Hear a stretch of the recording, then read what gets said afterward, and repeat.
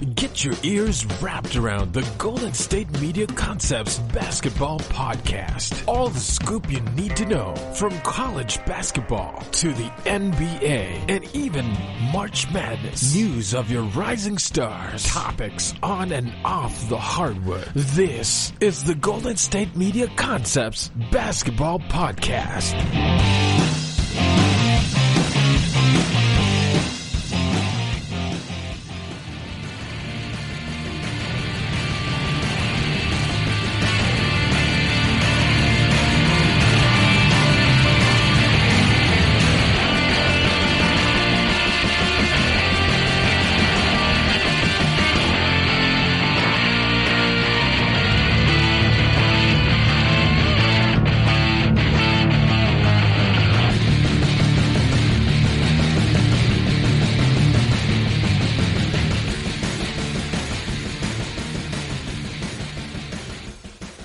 Tuning in to the GSMC Basketball Podcast, brought to you by the GSMC Podcast Network. I'm your host, Nick Robin, and before we begin today, I want to do a little kind of self-reflection on last week's episodes.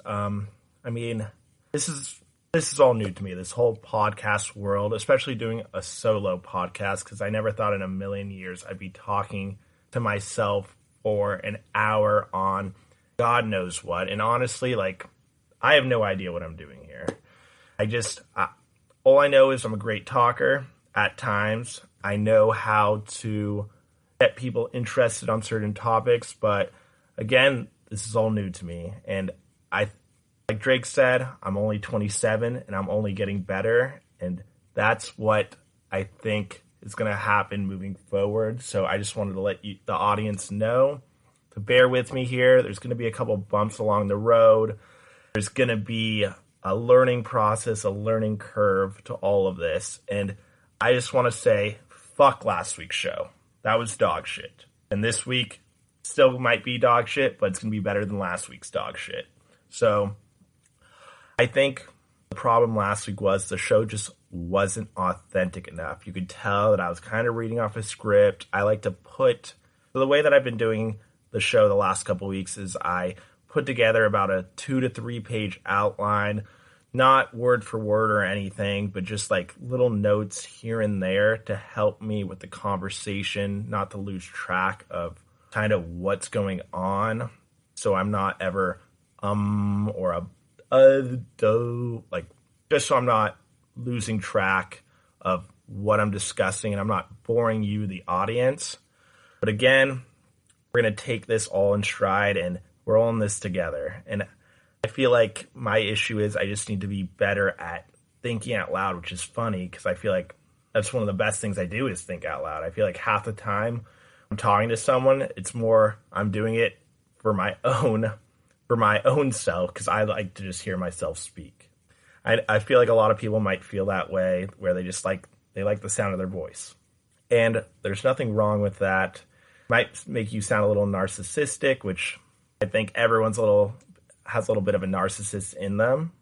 But hey, there's thousands of people that podcast for a living, and I think they'd lie if they told you that it wasn't because they just like to hear themselves speak sometimes. They like to view their opinions. They like to have heated discussions, have opinionated discussions on anything from relationships to basketball to everything in between. So again, I want to apologize for that shit show last week. And I think the show's only going to get better the more and more I continue to do it.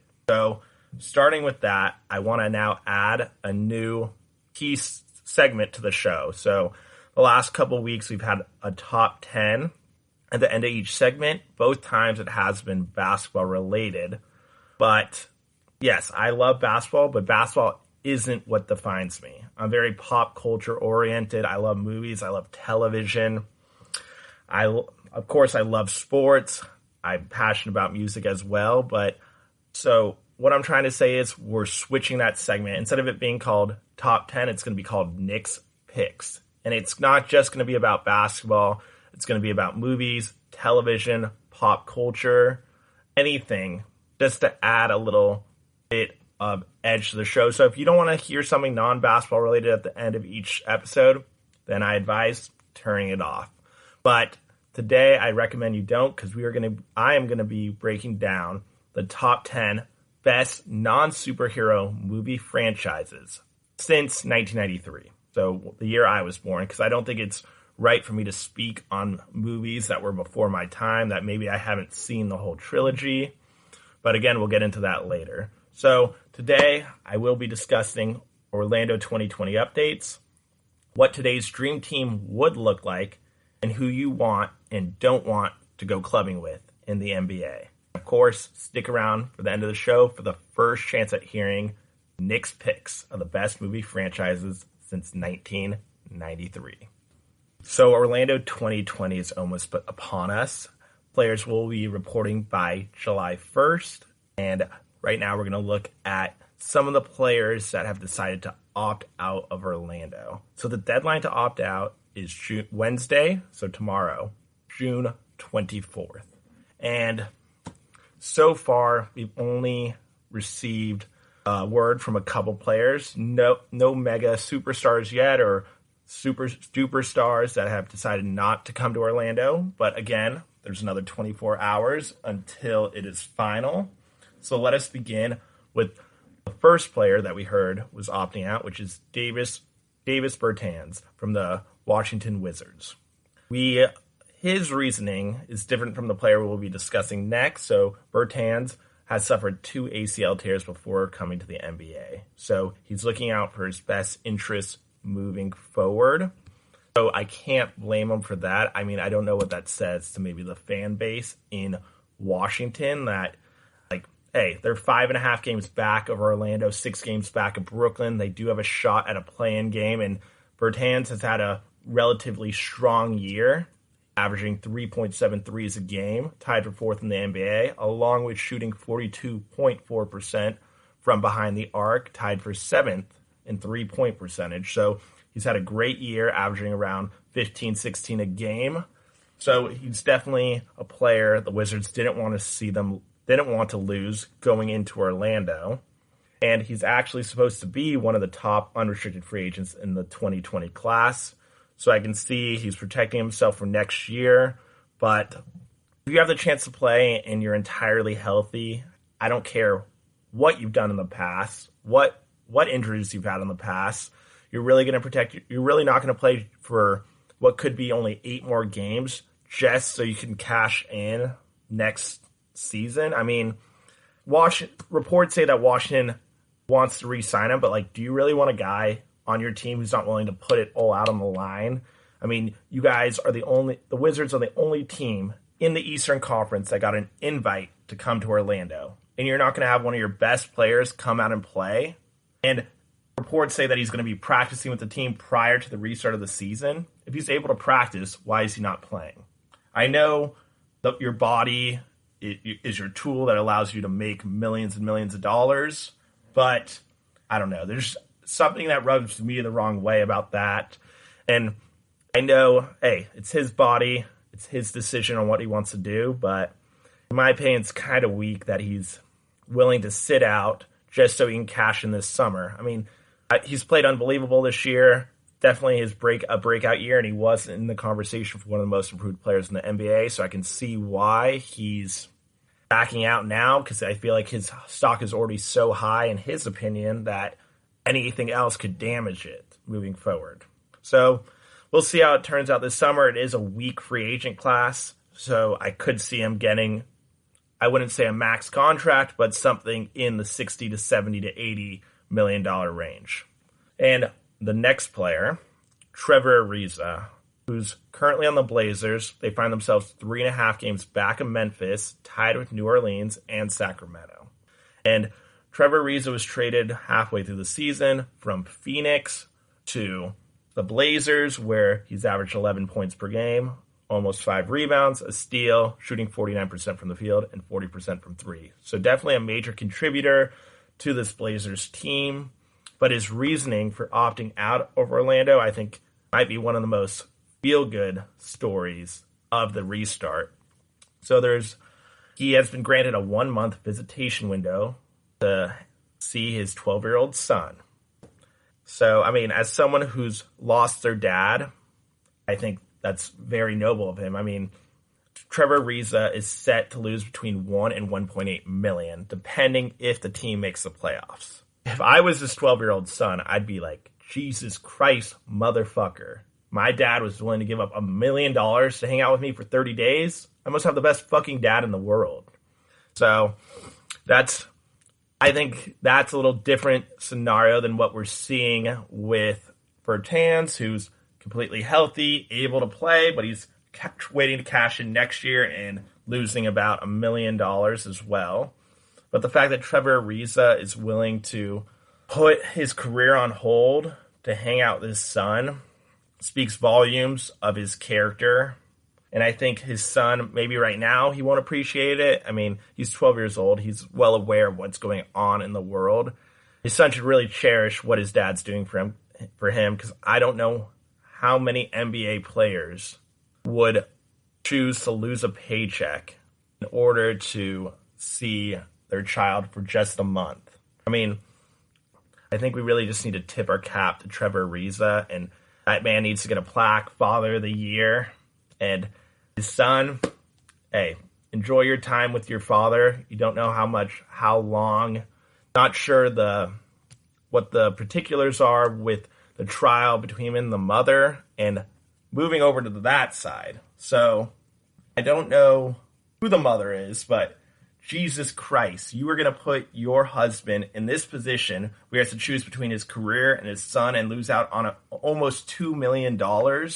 Heck, like, I would have, if I was the mother, I would have gone to the court and seen if we could push this back a couple months, because, hey, that's some alimony coming in right there. That's money that she's losing out on that she can use for her son. But again, I don't know the particulars of this whole scenario. There's something I might be missing. Maybe this was the only month that the court granted Ariza to see his son, and maybe it wasn't able to be pushed back.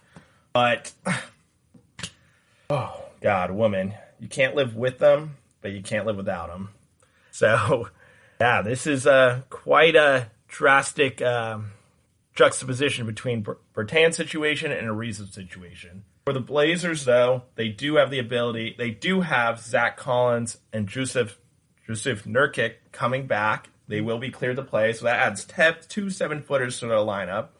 And both these teams have the ability to replace Bertans and Ariza on the roster. They have to set the rosters by July 1st, so that gives them about 7 to 9 days to bring in a new player before the start of the regular season. Just so you know, players are not... So Ariza and Bertans, once a new player is signed and once the rosters are finalized on July 1st, they will not be able to come back for the remainder of the season. Again, kudos to Trevor Ariza. You are a great man. The fact that you chose your son over $2 million, although, heck, you probably made a good amount of money in your career, but you could always use more. Moving on now. Starting tomorrow as well, head coaches can begin working with players in voluntary workouts. Initial COVID-19 testing will take place as well, and the transaction window begins. So hopefully the Wizards and the Blazers can find 2 solid players to take over for the roles of Ariza and Bertans, respectively. And, hey, NBA is back, and we are excited here. So moving on to our next segment after this break, I will break down what today's dream team would look like. We were supposed to have the Olympics in 2020. Of course, as we all know, COVID has canceled the 2020 Olympics, and we're now looking at 2021. But I'm going to break down what today's dream team would look like. And we're not going to just choose the 12 best players, because we've got to look at personalities, who's going to mesh well with who, what roles they're used to on their current NBA team, and how they would add to the dream team. So after this break, we will be breaking down the 2020 dream team.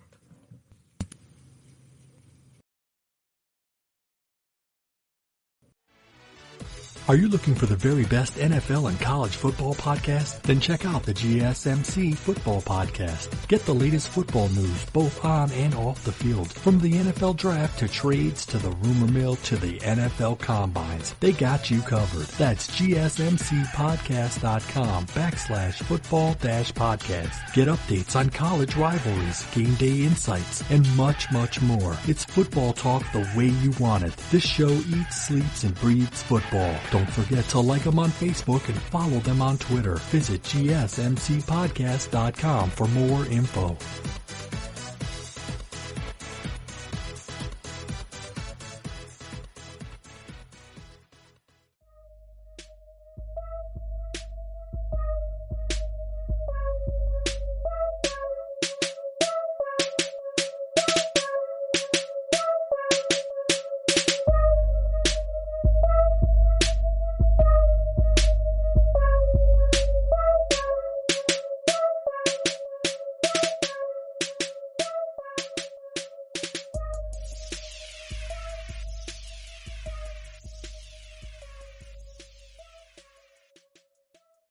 We're back here on the GSMC Basketball Podcast with your host, Nick Robin. And before we left you, we were discussing some of the players that have opted out of Orlando 2020, among them being Trevor Ariza, who, out of the goodness of his heart, will be spending a month with his 12-year-old son. And then Davis Bertans, who is looking to prepare himself for 2020 free agency and is not looking to either injure himself or lower his stock, because currently I don't think he can get any higher, as he has had a breakout season averaging 15 points along with shooting 42% from beyond the arc. So on to our next topic, and I think since the beginning, since 1992, every 4 years people want to find the next dream team.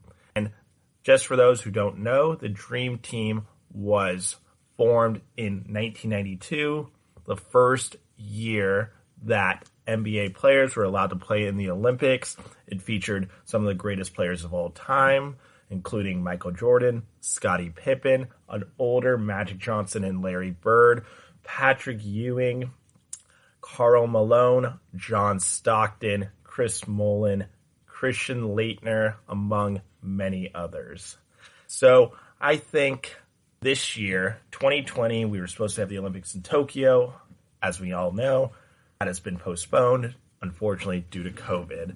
But I really think that this next year's Olympic team, if we were able to put together the best players in the world, this could be arguably the most talented team ever assembled on one court. I mean, we all know how evolution works and how over time people become stronger, faster, more athletic. And I really think this assemblage of today's NBA is by far the most talented the league has ever been. So there's going to be some guidelines for me creating this 2020 Dream Team. Of course, you must be an American citizen. You must have at least 2 players at each position. Injured players will not be eligible for this team. Sorry to Kevin Durant and Kyrie Irving, but in my opinion, I don't know if Kyrie Irving would be on my dream team. And then lastly, be considered for this dream team, you must be a Team USA finalist. So we'll begin by going through this list. Sorry, it's a little long, guys, but it's a list of 44 players, including LeBron James, Bam Adebayo, LaMarcus Aldridge, Harrison Barnes, Bradley Beal, Devin Booker, Malcolm Brogdon, Jaylen Brown, Donovan Mitchell, Chris Middleton, Jimmy Butler, Mike Conley, Stephen Curry, Anthony Davis, DeMar DeRozan, Andre Drummond, Kevin Durant, Paul George, Draymond Green, James Harden, Montrezl Harrell, Joe Harris, Tobias Harris, Gordon Hayward, Dwight Howard, Brandon Ingram, Kyrie Irving, Kyle Kuzma, Kawhi Leonard, Damian Lillard, Brook Lopez, Kevin Love, Kyle Lowry, Victor Oladipo, Chris Paul, Mason Plumlee, Marcus Smart, Jason Tatum, Klay Thompson, Miles Turner, Kemba Walker, Russell Westbrook, Derek White, and JaVale McGee. Sorry, that was quite a mouthful there. So in order to make this drill go a little bit quicker, we're going to make some quick first cuts, and we're going to break it down to my final 18. So from there, I've selected 18 players that we're going to finally put into a team of 12, the same exact number as the 1992 Dream Team. So with that, we have LeBron James, Bam Adebayo, Bradley Beal, Jimmy Butler, Stephen Curry, Anthony Davis, Andre Drummond, Paul George, James Harden, Montrezl Harrell, Gordon Hayward, Kawhi Leonard, Damian Lillard, Kyle Lowry, Victor Oladipo, Chris Paul, Klay Thompson, and lastly, Russell Westbrook. And let's begin with our locks for the teams, players that we know that we're going to have on the team no matter what. And looking at this list, there's actually a lot less 100% locks than I imagined. LeBron James, of course, Stephen Curry, Anthony Davis, Kawhi Leonard, and James Harden. So that gives us 5 players to work around. And then after that, I mean, the league is just so deep today in the year 2020 that there's so many different ways we can go with this. So I broke it down with guards, forwards, and centers. Start by looking at the guards. So we have Bradley Beal, Stephen Curry, James Harden, Lillard, Lowry, Oladipo, Paul, Thompson, and Westbrook. Let's take a look at Bradley Beal. Ball-dominant guard.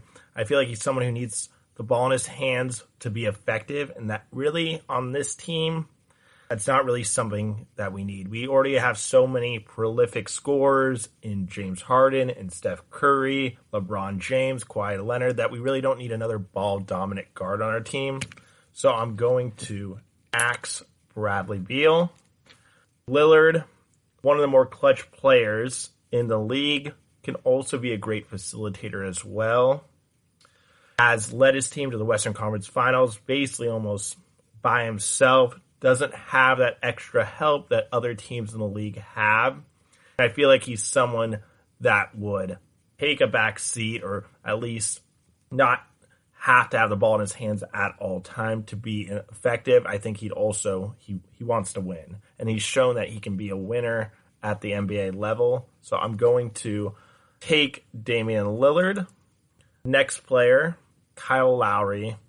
I would say if this was 1 or 2 years ago, maybe we take Kyle Lowry, someone who's more of a facilitator than a scorer. Doesn't need to take many shots, but at this point in his career, he's 33, 34 years old. I think he's a little over the hump, and I think we can find someone who better fits what we need on this team. So Kyle Lowry, next. Next player, Oladipo. He was becoming one of the best players in the league before injuring himself last season. He's still not 100% and has a little bit of ways to go to get back to what he was at. So I think right now he wouldn't be a great fit, and I think we'd like someone who's maybe a little healthier than him. Next, before we go on to Chris Paul, I'm going to go to Klay Thompson. Klay Thompson is the perfect Team USA player, someone who can stretch the floor, plays great defense, catch and shoot guy, does not need the ball in his hands, and would be a great asset to this team. So yes, we are going with Klay Thompson.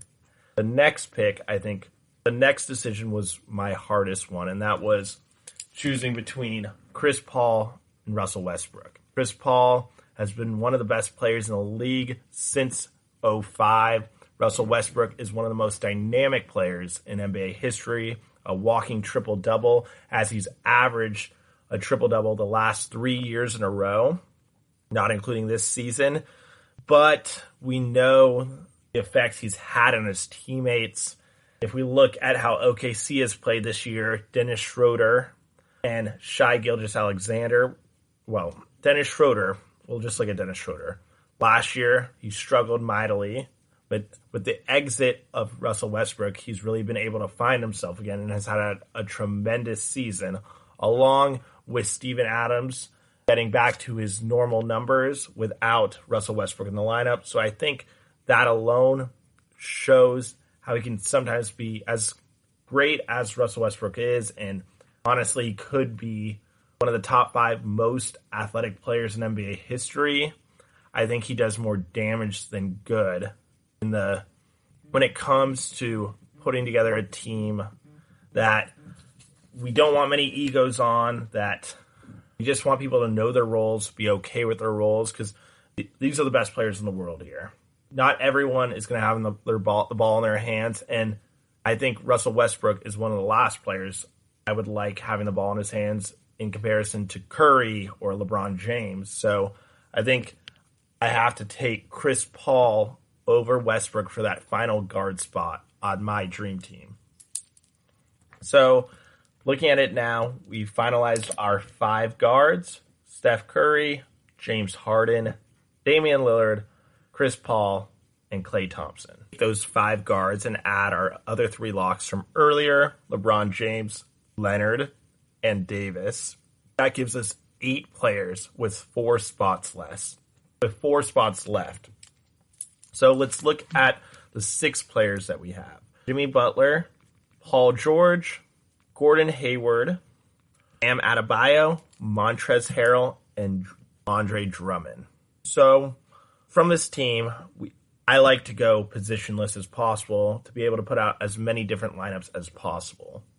And I think no better player represents that than Bam Adebayo. He's able to play the 5, the 4. He even acts as a point center, which in today's NBA is very valuable. Most people wouldn't suspect him to be one of my first 9 picks for this team, but I think he's shown a lot this year with the Miami Heat, and he's been by far their second, if not their most valuable player, next to Jimmy Butler. So Bam Adebayo is on my dream team. So that gives us 9 players, 3 spots left. And looking at it, I think PG-13 finished 3rd in MVP voting as early as last year. I think many people forget about that already due to the injuries he's had this year, coming back onto the Clippers and taking a backseat to Kawhi Leonard. But someone who is, if not the best, second best two-way player in the NBA after Kawhi Leonard. So that gives us 10 players. So now we have 4 spots left. We're looking at Jimmy Butler, Gordon Hayward, Montrezl Harrell, and Andre Drummond. I think I'm going to axe Andre Drummond at this point, as he's prehistoric, as in he's with his back to the basket.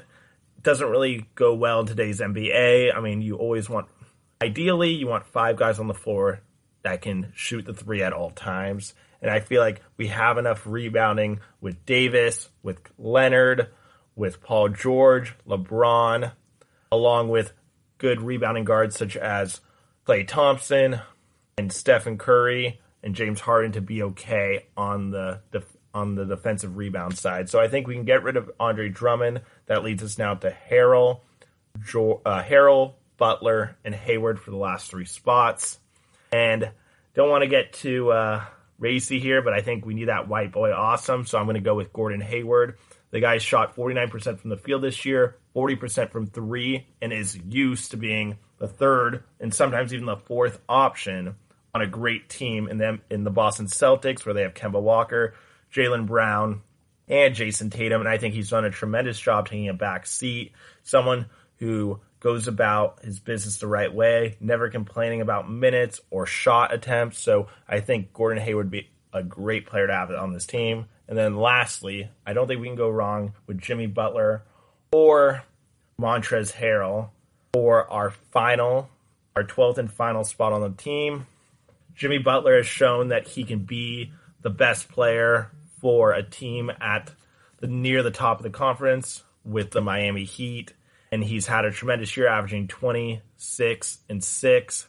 And you just want a guy on your team who's going to say, fuck you, I want to win this game, and I'm going to do whatever it takes to win this game. And that's what Jimmy Butler gives you and brings to the table. So I'm going to put him as the last player on my team. So now that let's look back now at the team. We have the guards include Steph Curry, James Harden, Damian Lillard, Chris Paul, and Klay Thompson.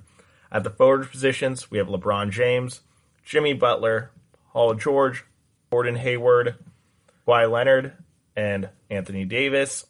And then lastly, our one true center, And I'm going to cheat a little bit here, put Anthony Davis actually into the center slot as well. So we have Anthony Davis and Bam Adebayo as our two centers on the team. So I think we put that team up against any team in NBA history, including that 92 Dream Team, and I think they have a fair chance of beating anyone.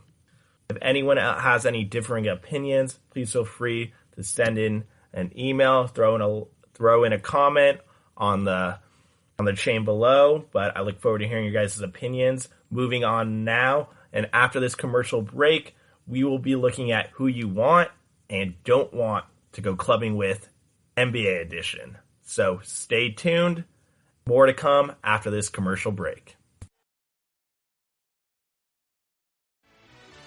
Check out the show that's built on the MMA. From the UFC to extreme cage fighting, they got the fights covered. Check out the GSMC MMA podcast. Get the latest news on past or upcoming fights. Join us as we talk to and about some of the biggest names in the MMA, past, present, and future. When it's the fight game, there's just one show to check out. GSMCpodcast.com/MMA-podcast. Don't forget to like them on Facebook and follow them on Twitter. Visit GSMCpodcast.com for more info.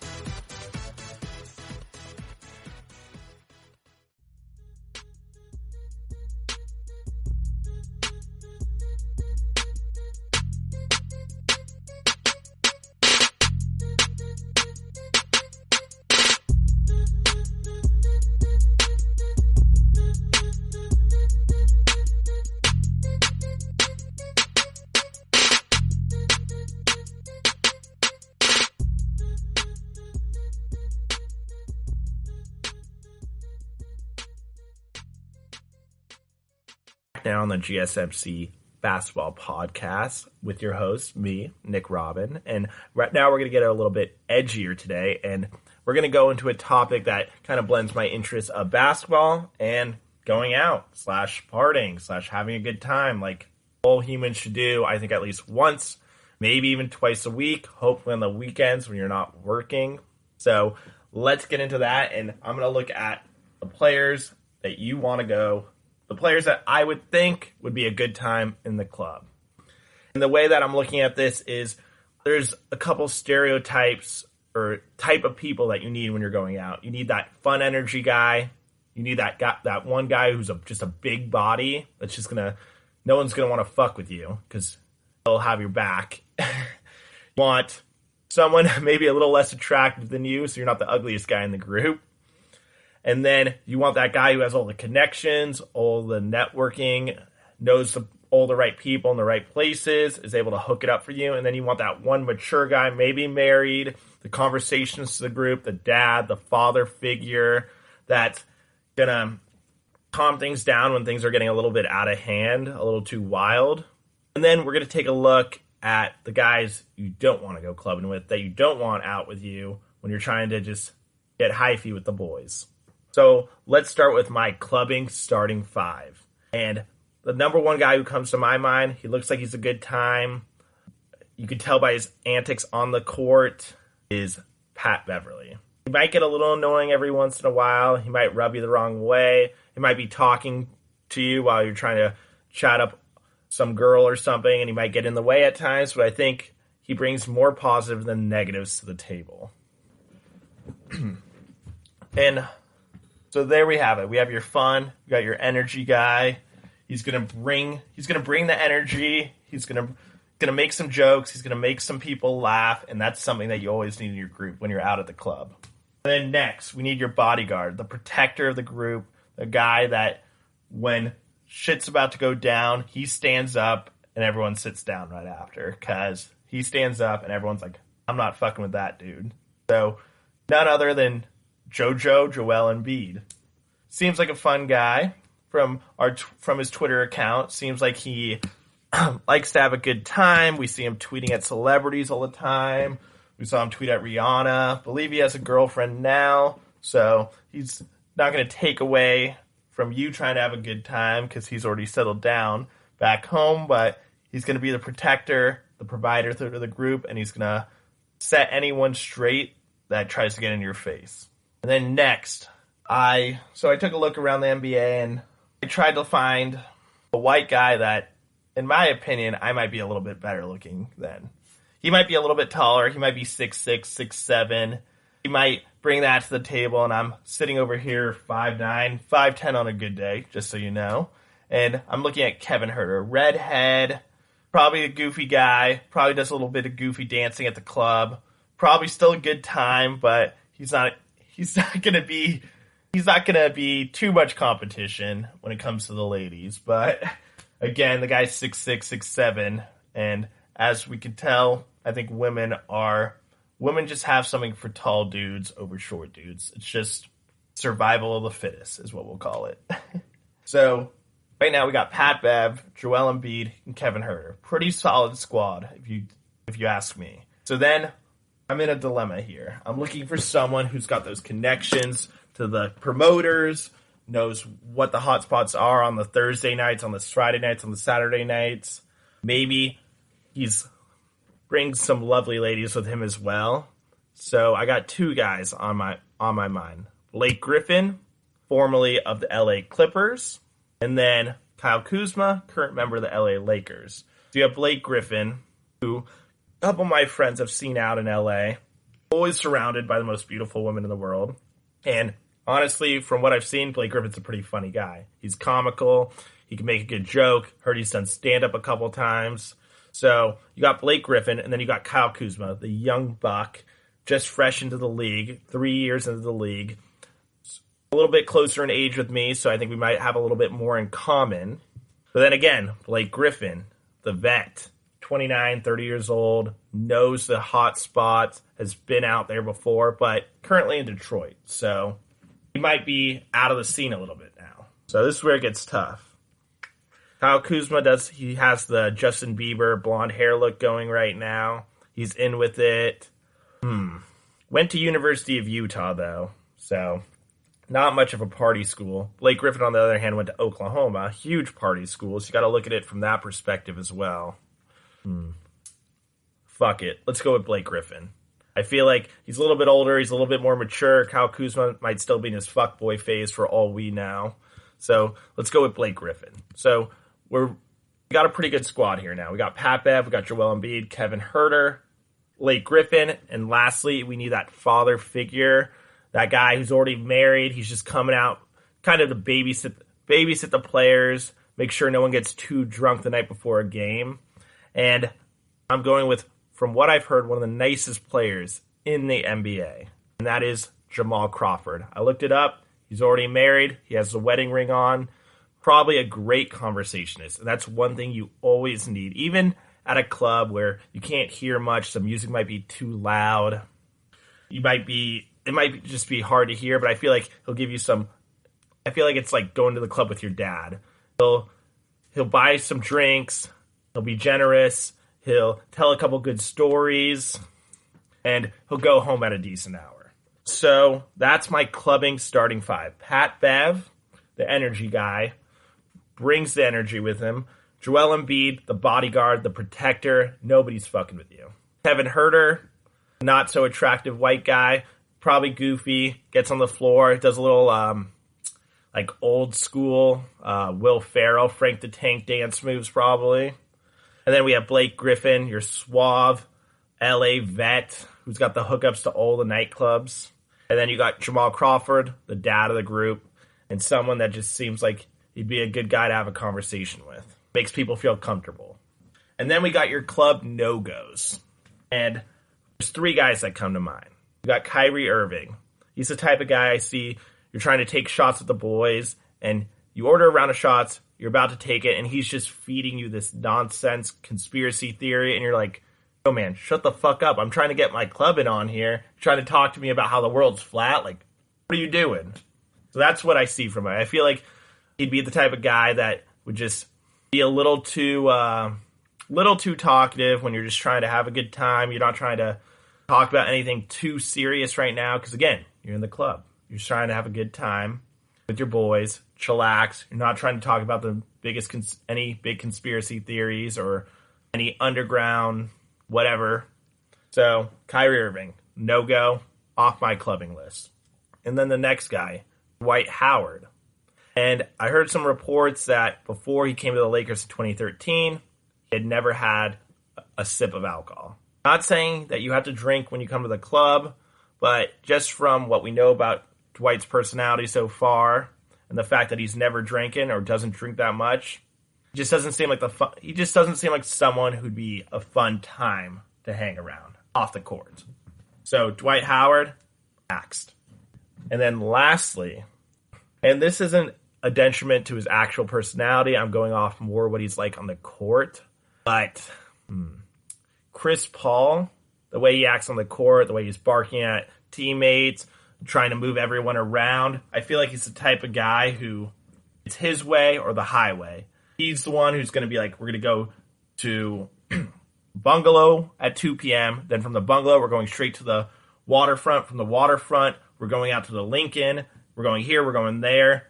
And he's trying to create this whole itinerary, and you're just trying to like stay put in one place. But Chris Paul seems like the type of guy who has to go from one place to another, and he's always controlling everything because, like the point guard on the floor, he likes to be the point guard when he goes out. So doesn't seem like someone who you'd have the most fun with.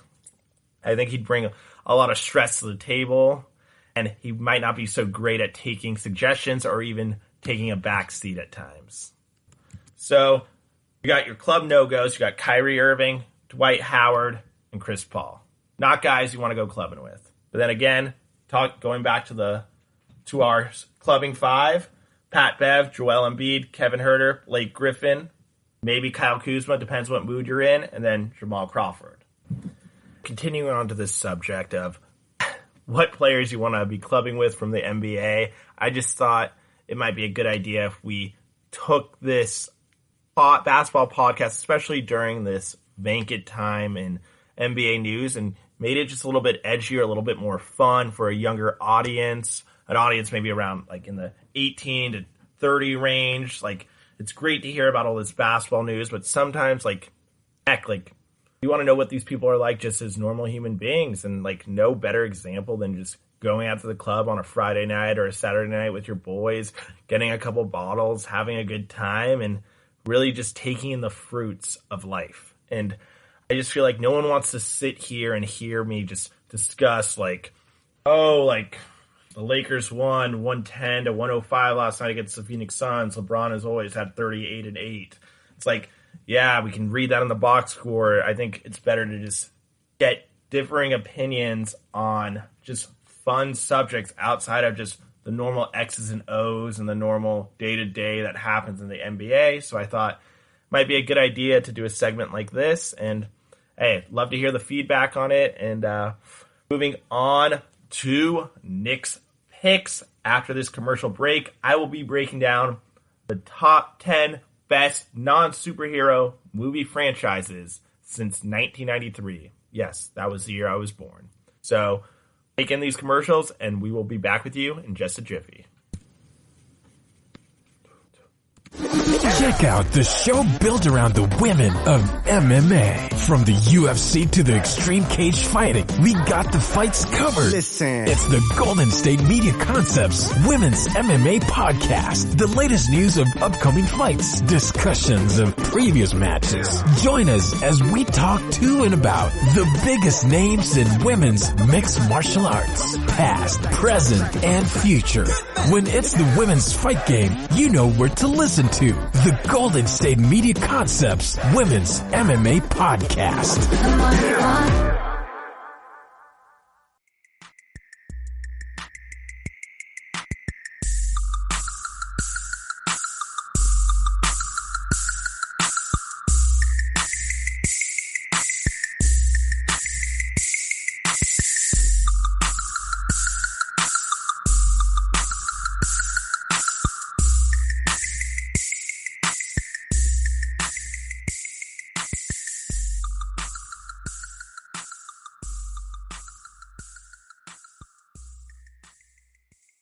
Basketball podcasts, and we just broke down the players who you want to be with and don't want to be with when you're in the club.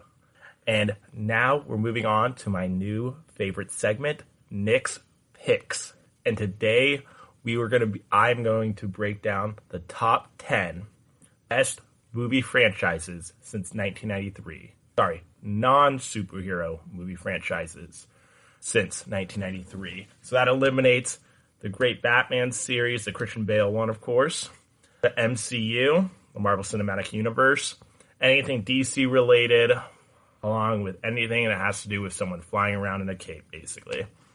So let's start with, how do we categorize or how do we define a movie franchise? So in order to qualify for this list, it has to be at least a trilogy, so 3 or more movies. Since we're doing 1993 to present day, that would eliminate such great movie franchises. I want to give some shout outs to them. The Indiana Jones series, the early James Bond movies, the first of the Star Wars trilogy, along with the Terminator series, another good one there. So let us begin with a couple honorable mentions. And I'd like to begin with the Ocean series. So Ocean 11, 12, 13, and the recently new Ocean's 8. And, I mean, you can't ask for more in a movie series in terms of star-studded cast, as you have Julia Roberts, George Clooney, Matt Damon, Brad Pitt, Bernie Mac. Not much more you can ask for. Movie centers on Danny Ocean, the ex-convict, recently released from the penitentiary, already looking to pull off the biggest heist in Las Vegas history. So, great movie cast. Highly recommend for anyone that likes a thriller action movie about typical heist. Can't go wrong there. Moving on to the next honorable mention, and one of my personal favorite movie franchises, probably because it stars one of my favorite actors, as in Will Smith in Men in Black. So Will Smith, Tommy Lee Jones, Men in Black series, then Men in Black 1, 2, 3, as well as Men in Black International. Unfortunately, that one flopped at the box office. There's something special about Men in Black. I don't know exactly what it is. Maybe it's because my sister grew up idolizing Will Smith, had a signed poster of him from Men in Black in her room. Maybe the fact that we watched it all the time as a family, and it's one of the last movies I can remember watching with my father. But it just has a very interesting storyline, and really one of the first big action movies for Will Smith after Fresh Prince came out in 1997. Great fanfare, and just the interactions between him and Tommy Lee Jones, the old cranky white guy, the young brash black guy, really makes for a dynamic duo. And we get to see that relationship grow from the first movie all the way to the third movie. And honestly, might be one of Will Smith's most underappreciated roles. I think he did a lot for that role and a lot for that franchise. And I think without him, it doesn't have the same success. Tommy Lee Jones is great, but I think Will Smith really puts it over the top. So those are my two honorable mentions, the Ocean series, Men in Black. Now moving forward into the top 10, and I think a couple of my first, once again, this is my own opinion. If you don't agree with it, then I'm sorry.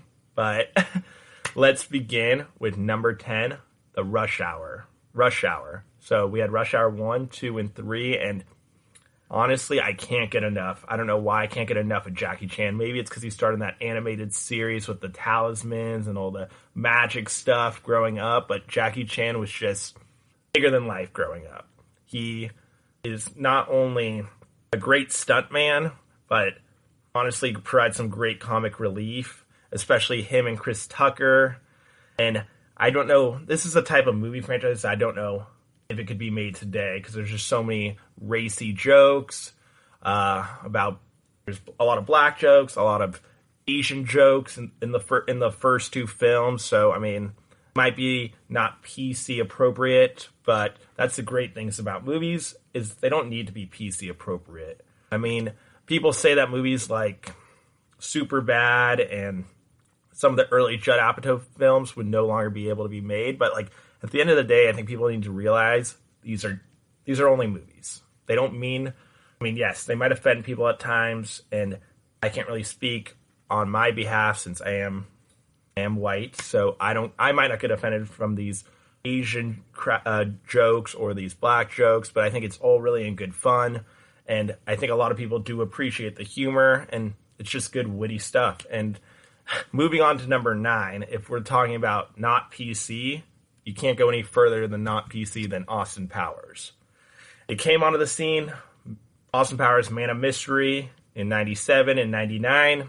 They had The Spy Who Shagged Me, and then we topped it all off with Goldmember. We're still waiting on that 4th movie, but Mike Myers is amazing in this series, playing not only Austin Powers, but Dr. Evil as well. Not sure how many people know that, but just amazing. The guy, you can't even recognize it too. Austin Powers, the long, brown, flowy hair, and then Dr. Evil, he's bald, has no hair, so it's crazy.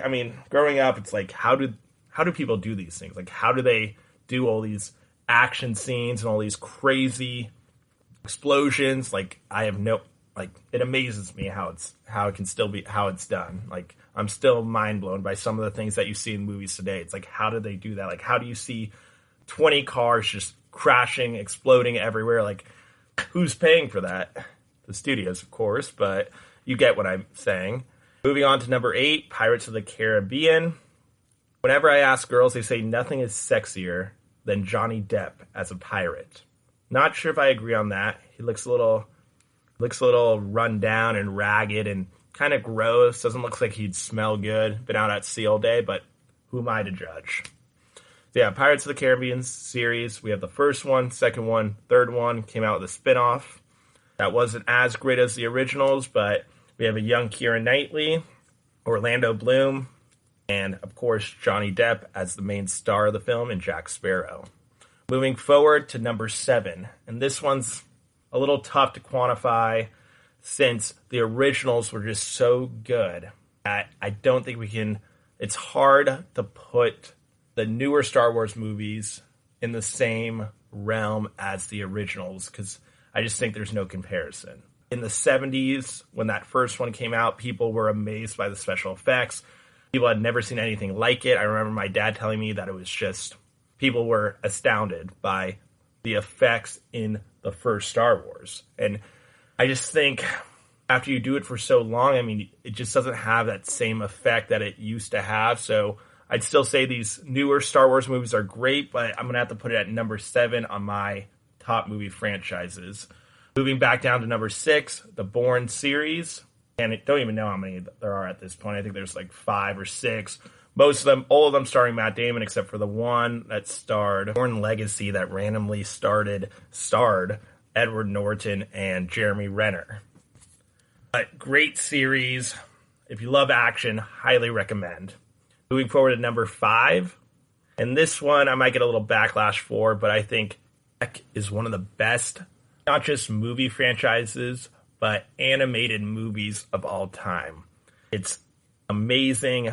They just mock all the other fairy tale movies, and they just kind of poke fun at what fairy tales are, and that there isn't just one way. There's not just a happy ending. There's not just happy endings for the knight or the prince or the princess, but that an ogre can also have a happy ending. And it's just, I think a lot of people can relate to that on a more higher front. I think it's very underappreciated. It came out, I think they maybe got a little carried away with the 4th one, but I think the first 3 are some of the best fairy tale movies out there.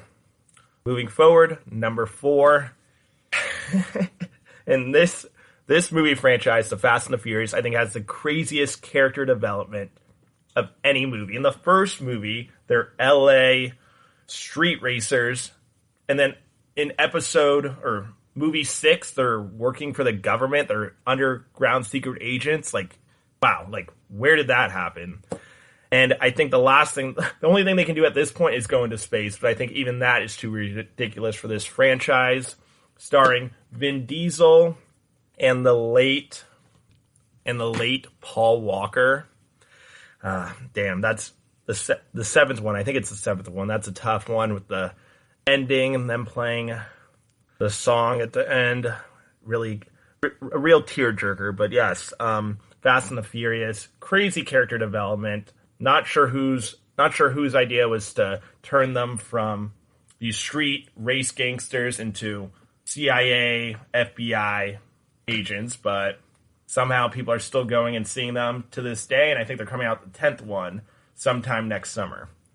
So let's do a little rewind here. So top 10 movie franchises as we roll up into the top 3. We have Rush Hour at 10, Austin Powers in at number 9, Pirates of the Caribbean at 8, 7, Star Wars, 6, the Bourne series, 5, Shrek, 4, as I just mentioned, Fast and Furious, and now moving on to number 3 and another animated Pixar franchise, Toy Story. And I can't say enough about Toy Story. I grew up watching it all the time. One of the most classic movie franchises. The first one is just amazing. Some of the most classic lines. And just, I think the key moral of the movies is just friendship, and I think there's just a lot of life lessons that come from Toy Story, such as don't hold on to old grudges, as you saw in the third movie with the thrown away toy that wanted to destroy everyone because he was abandoned by his owner, and themes such as don't be afraid of others living with disabilities or trauma. Like we're all dealing with our own lives that people might not be aware of. I just think it's for a movie about a cowboy, a space cadet, and a dinosaur. It has pretty good storyline and moral to it. And now going into the top 2, I think I might be a little biased here, but I have to go with Harry Potter. So well done. 8 films that they made over the course of 10 years, I believe, starting in 2001 with Harry Potter and the Sorcerer's Stone, all the way to Harry Potter and the Deathly Hallows Part 2 in 2011. Phenomenal. I mean, just with Daniel Radcliffe, starting with Daniel Radcliffe, I mean, the guy looks like he was made to be Harry Potter. He just looks a spitting image to what the book looked like in 1997 when it came out. And Emma Watson, Rupert Grint, just a phenomenal cast. Movies that you can just turn on your TV, be at the 4th movie in the Triwizard Tournament, and you can just watch on from there, and it never gets old. I find myself rewatching all these films at least a couple times a year. And then lastly, one ring to rule them all, one movie franchise to rule them all, Lord of the Rings. One of the best movie franchises of all time. I remember in 2002 or 2003 when they came out with 2 of them within like 12 months of each other. I was like, what are they doing? Like, who wants to see the second movie that early on? I mean, typically when I was watching the Marvel Cinematic Universe, I wanted to see every movie right away. But it worked out. It tied for the most Academy Awards ever won, and number 1 on my list. So there you have it, my top 10 movie franchises of all time. Again, we'll go through it quickly. Rush Hour 10, Austin Powers 9, Pirates of the Caribbean 8, Star Wars 7, The Bourne series 6, Shrek 5, Fast and the Furious 4, Toy Story 3, Harry Potter 2, and Lord of the Rings 1. Thank you for tuning in today. I think from what I can tell, it was a better show than last time. And again, I'm going to continue to get better, and I hope you guys continue to tune in. Thank you for listening to the GSMC Basketball Podcast, brought to you by the GSMC Podcast Network. As always, I'd like you to ask that you please remember to subscribe to the show and write a nice review, because that really helps me and us as a company out. So also, please follow us on Facebook, Twitter, and Instagram. Thank you, and to all, a good night. You've been listening to the Golden State Media Concepts Basketball Podcast. part of the Golden State Media Concepts Podcast Network. You can find this show and others like it at www.gsmcpodcast.com. Download our podcast on iTunes, Stitcher, SoundCloud, and Google Play. Just type in GSMC to find all the shows from the Golden State Media Concepts Podcast Network. From movies to music, from sports to entertainment, and even weird news. You can also follow us on Twitter and on Facebook. Thank you, and we hope you have enjoyed today's program.